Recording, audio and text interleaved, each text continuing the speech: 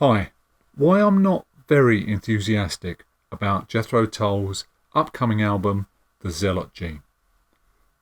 Okay, before I start, I'd like to say the purpose of this video is to open up a discussion.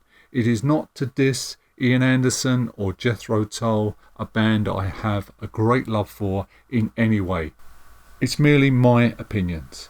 So let's start in 2003 and Jethro Tull's Christmas album, which I absolutely love. It's the perfect album for those cold winter's nights and is part of this family's soundtrack to Christmas. The three original tracks I love: Last Man at the Party, Birthday Card at Christmas and First Snow on Brooklyn. Now couple this with Ian's brilliant solo album Rupee's Dance, which came out a few months before the Christmas album. This said to me back then the future looked bright for Tull and Ian could still produce great music. For the next few years, Tull continued to tour and put out albums, but no new material. Around 2012, or the end of 2011, 2012, Martin Barr said this: "It's important for people to realise that there will never be a Jethro Tull again. Ian wants to finish Tull, to stop the band completely." Martin has also said that the band were becoming stale and lethargic.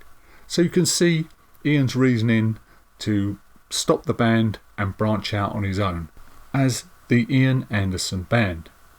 Then Ian announces that his next album will be Thick as a Brick Part 2. Wow, I'm so excited. This has got to be good. For Ian to go back and do Part 2 of a stone cold classic album. On the 2nd of April 2012 it arrived. I played it and played it and played it. Where were the hooks? Where were the melodies? It sounded just like another modern day prog rock album, and modern day prog rock for the most part I can't stand.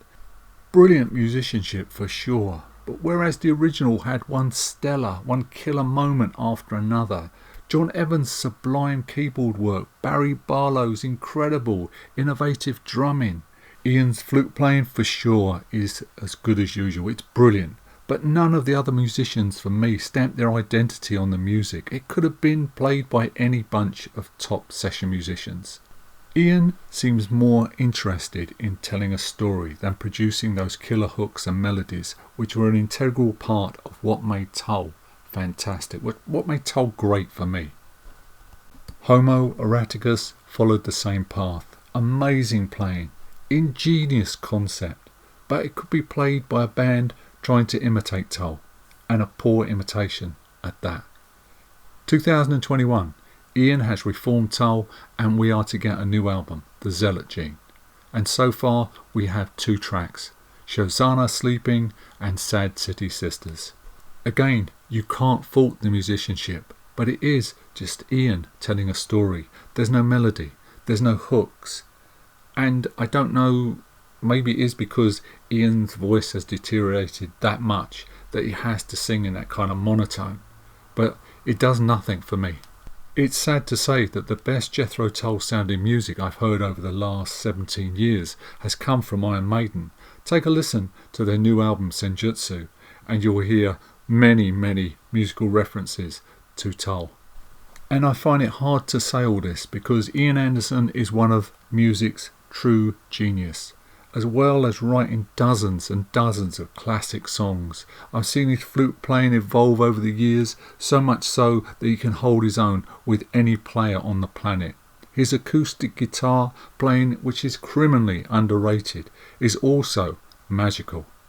Personally, I hope I'm wrong and I have to eat my words, and if I am wrong then I'll take this video down. If I feel I'm wrong I will take this video down.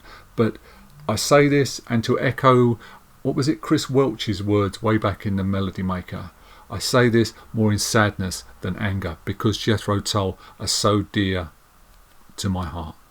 I started listening to Tull way back in 1968 when they actually played in a pub at the end of the road that I was living in, and that summer I saw them many times and I fell in love with the band. So much so that I made a 600-mile round trip at the end of 1968 to see Martin Barr's first gig with the band. Every year since '68 I've crammed in as many Tull concerts as possible.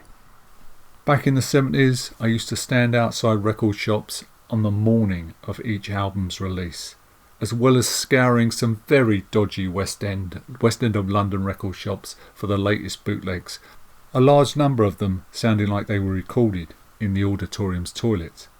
When working in London's West End, I would often drop into Chrysalis Records' office to catch up on the latest Tull gossip and to annoy Terry Ellis, the band's manager.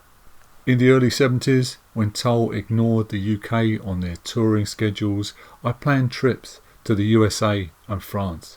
If the mountain won't come to Mohammed, Mohammed has to go to the mountain. So you could say, over the years, I was a bit of a fan.